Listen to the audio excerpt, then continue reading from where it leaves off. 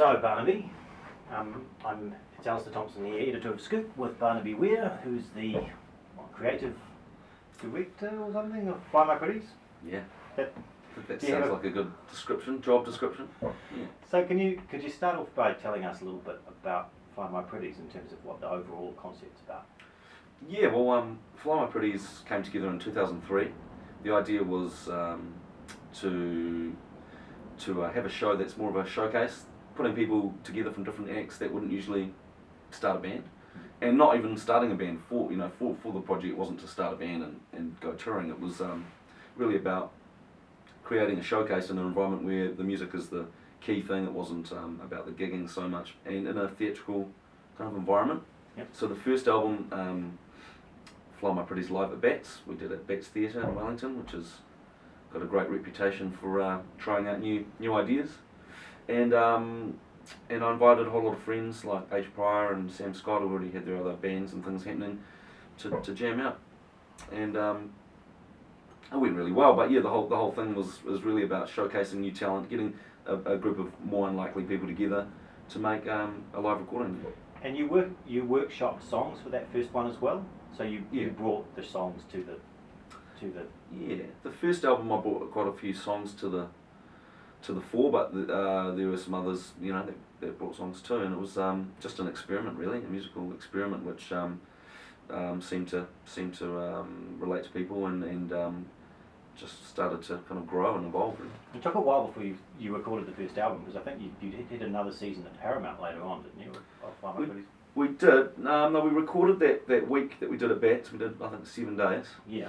We recorded all that, and with Lee Preble, who is a Wellington recording artist and studio owner, and then we mixed that and put that out a few months later. Yeah. And that's the most successful album so far, isn't it? I guess it's the oldest and it's probably people's favourites, yeah, but it is the oldest, so that helps. So one of the things about the Fly My Pretties thing is that each show is a new sort of a new idea you put together.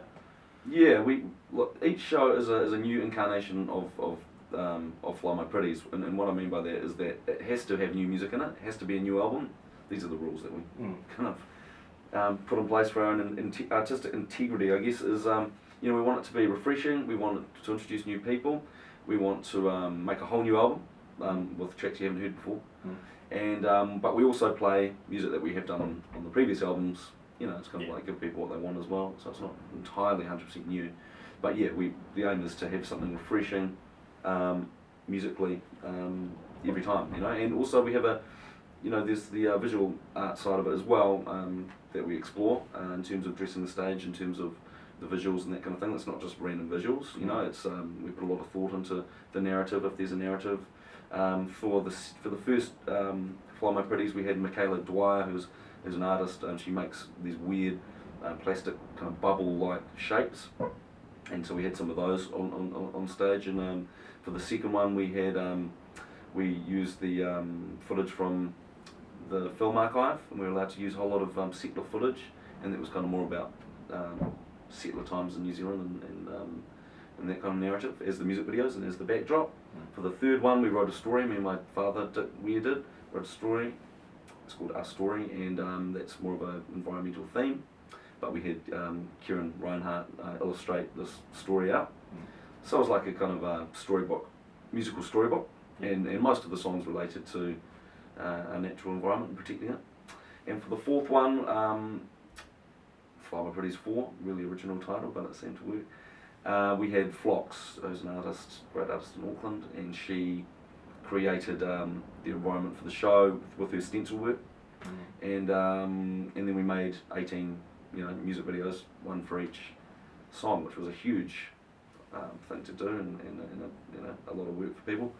But each song has their own piece of art that relates to their song, and then we animated that into a animation. Yeah. So that visual art thing is a good part of it as well. It is all about the music, but it's good to experiment how we present. So Fly My Pretties, the name comes from setting free songs, like letting the songs fly, and how's that reflected in the way that the project's put together?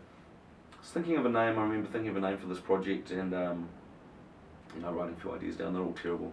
But I did like Fly My Pretties because it's not a band name. It's not your usual band name. It's from Wizard of Oz, Wicked Witch of the, I thought it was the East.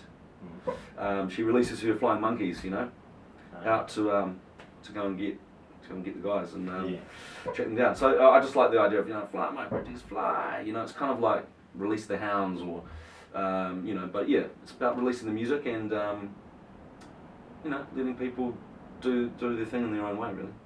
So the songs remain the property of the artists who bring them to the show. And finally, I mean, there's the Pi Waka Waka, like the what do you call it, fantail. Yeah. That theme seems to be stringing through the last couple of albums at least. Is that a consistent theme, or? It is really. Yeah, the whole bird theme obviously relates to the title as a native bird, but you know, in the third one, we really looked at, you know, some issues with our waterways, and we teamed up with sustainable coastlines. So, you know, the natural environment's always part of, you know, where we're from, and it's part of New Zealand, and so that's, you know, it's not about being Kiwiana. It's about it's a symbol that kind of we all know, and you know, we all can relate to, and you know, we all want to protect. But yeah, it does come across quite Kiwiana, and well, it's unashamedly Kiwiana as a project overall. I mean, it's about New Zealand music, and it's about New Zealand music about New Zealand themes with a New Zealand vernacular in some respects. I mean, you described it earlier. You said it was, some people say it's like country rock or something, and I don't think so. I think it's pop and rock, and it's New Zealand. It's sort of some of the best of New Zealand pop, in my opinion. Right, yeah, it's proudly New Zealand for sure, and it's about, you know, celebrating our own musicians and our own either undiscovered musos that are independent, and or more established musicians, and that's what it's always been about, you know. And so that we still hold that true and as you know, a priority with the show. Some people, I guess, you know, heavy critics and whatever, or just fans and people that get a bit confused as to what it is, and they need to come and check it out, because you kind of have to see what it's all about and be at a show to realise the scope of it, I reckon, because it's not just a bunch of people dressing up and playing some music. Yeah. I think it's more than that, and it, you know, we explore different themes in New Zealand life, and it's become part of our kind of culture as well. And Fly My Pretties 5 is going back to the roots in some respects, in terms of taking it back in scale a little bit, and more venues, 20 different venues. Exactly right. Yeah, we've never done a really good, decent New Zealand tour. We usually do the main centres at the opera houses and Michael Fowler centres, and you know, the St James's, which is fun. And we're still going to do some of those venues in the main centres, but we've never played in Kaitaia. You know, we haven't played in Invercargill before. We've never taken it truly on the road, and that's what this next show is all about. Is really starting at the top and working our way down slowly, and really taking a new show out to all the regions, and entertaining people, you know, and making the ticket price a bit cheaper, and yeah, kind of, you know, shrinking down the crew in a way. I think I think with the last one we really went bigger and bigger and bigger, and that's fine, but there's only so big you can go with production in there, and so this time it's not like we're going to do less. We're going to have a great show, but it's just rethinking how we present these shows in smaller venues, and how we can do that properly with the evolution of the project. Yeah. And we don't currently know who the lineup is this year, but we're expecting that mid-July, I think. Yeah. So the show comes together every time we do a Fly My Pretties. There's a lot of mystery around it, which is totally how we like it, because there's an element of surprise there, you know.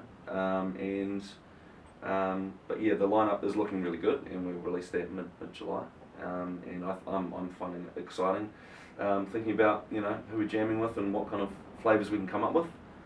Let's just say there's going to be a good dose of singer-songwriters, instrumentalists, and there's some old faces there as well. Yeah. Okay, and we're going to break, and then we're going to come back, and we're going to talk about three songs from 3 of the albums.